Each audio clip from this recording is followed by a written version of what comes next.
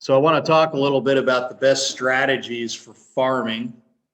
I'm going to go ahead and share my screen here. So farming, just to review real quick, is what they refer to as, working a particular neighborhood or area for your marketing. And you want to give these people multiple touches. You want to become the neighborhood expert so that you are the go-to guy when somebody needs to do something. The purpose of it is to create front of mind awareness in your neighborhood and in the area that you're working, so that when somebody goes to sell a house or buy a house, you're just the one they automatically think of. And you'll see a lot of agents do this with postcards. You could do it with, handwritten notes. You can do it with dropping off market reports. There's all these different things that you can do. So the best farming techniques, first of all, would be leave a note or card on the door. These are some free things that you can do. Leave a note or card on the door. Mailing a personal note or card every 2 months. Mailing a postcard every other month. You can get free door hangers from the home warranty company. They have free door hangers that you can put your card on. You can hit the neighborhood with those. You can also do voicemail drops. So what we can do in a program Remind, there's other programs you can do this with as well, Cole and some other ones. We can generate a list of people most likely to sell in that area, or anyone who's owned their home for 5 years or more, because most people move every 7 years. So we want to start cultivating them before that 7-year period. Drop off real estate review or market reports. When you do get a listing in the neighborhood, holding a neighborhood only open house. I've seen people do big parties in the streets. I mean, there's all kinds of things that you can do when you do get a listing in a neighborhood to draw a lot of attention to yourself. Drop off flyers on the door. It's another real easy one whenever a new listing comes up, or mail a postcard for new listings. Drop off a market analysis of their home. Take the time with those that you've identified that are good people that you want to go after. And ultimately, your goal is to get to the point to where you have 300 of these people that know your name. That if you called them on the phone or knocked on their door, they'd at least say hi or wave at you or something. If you get 300 people that know you that well, there's going to be close to 40 of them that are moving every year out of that 300 people. So if you get 300 people to know you, like you, trust you, that are all homeowners in an area, and you continue to cultivate those and keep that top of mind awareness, it's only 300 people. We're not talking about a lot here, but you need to start making those contacts and then keep track of those and moving those into client in your KV Core program, and set up some kind of voicemail drop that you send them. Hey, this is Cameron, just checking in to see how things are going. We just sold a home down around the corner there from you. Thought I'd say hi. If you guys ever need anything, I'm here for you. The purpose of farming is not necessarily to be selling hard. It's just very soft. It's to creating that front of mind awareness.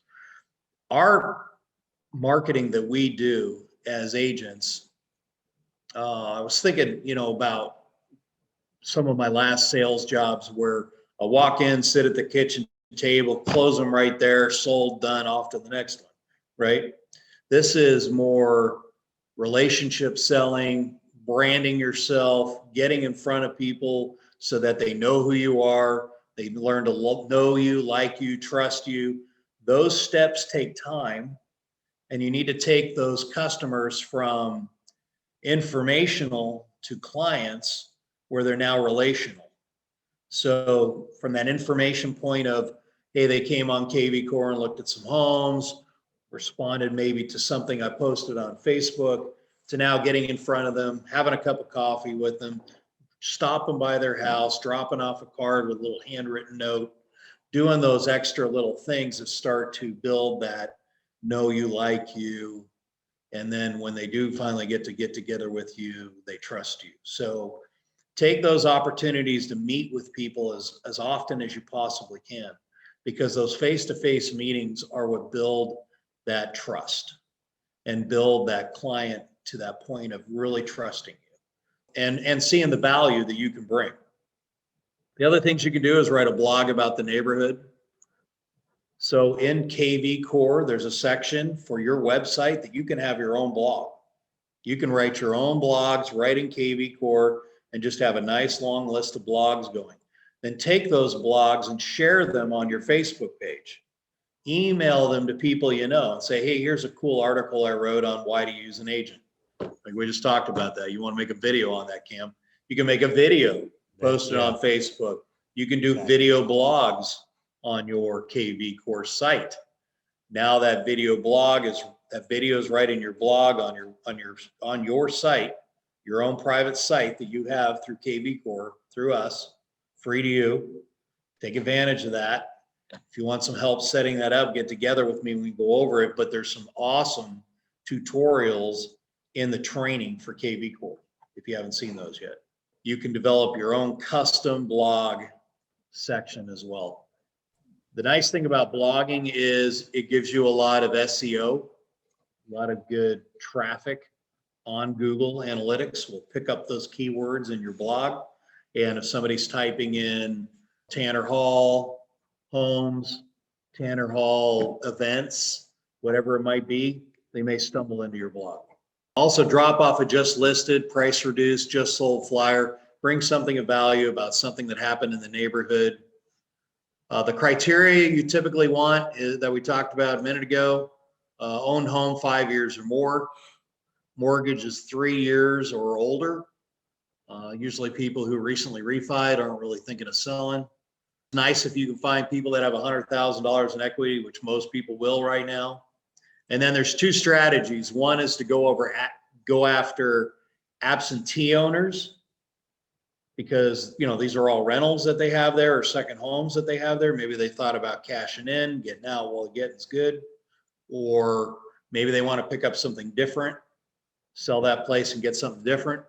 And then the other one is you want to make an owner occupied list. So when you do go door knocking in an area or dropping stuff off at people's doors, you're not going to the renters. This way you're going right to the people that are owner occupied that have that house and own it. So we can identify those.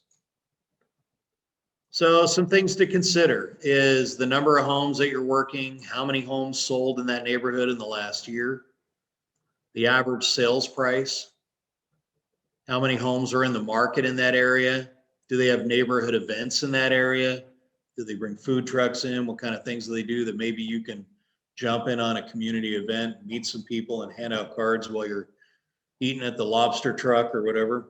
What amenities are available in that area? Get to know what schools are there, the grocery stores nearby, the parks nearby, cool restaurants nearby. Learn a little bit about the HOAs in the various neighborhoods around there. You can go into old listings that other agents have had in that neighborhood and find out what the dues are, find out what the amenities are very quickly. You can also jump on Google Earth and just zoom down into some neighborhoods and pan around till you find where the cool pool is or tennis court, make some notes about that neighborhood.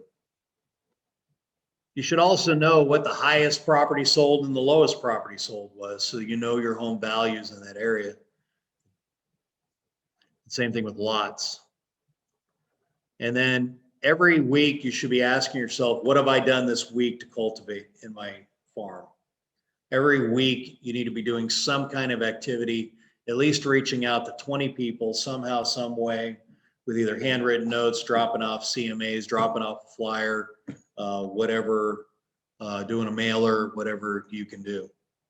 And then down here I have some sample handwritten notes to write, just to give you some ideas of some handwritten notes. I like to get little invite cards, the little 3x5 invite cards, and just do a little handwritten note in those, throw my card in there, put them in a little envelope so it looks like an invitation, handwrite their name on the front, drop it off on their door, or throw their address on there and pop it in the mail. So people will open those. They look like invitations. That's the best way to farm.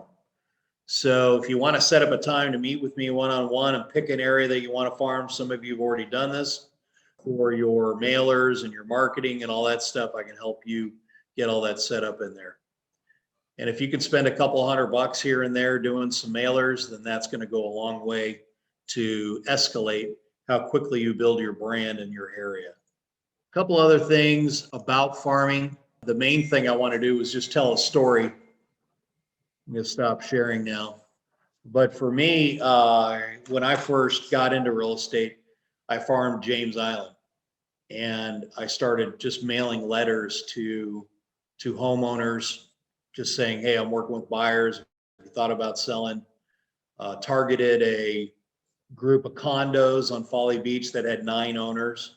I tracked down all the owners' phone numbers online, got all their addresses, sent them a handwritten letter asking if they wanted to sell. 2 of them reached out to me and I sold 2 condos from that at $600,000 each.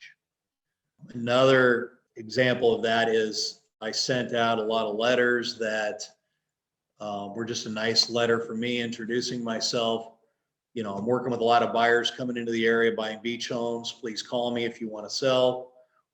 And I actually had a guy call me and he ended up buying 2 beach houses with me. Had another situation in James Island where I had mailed a letter over a year ago working some of the waterfront, and I was sending them postcards and letters once a month.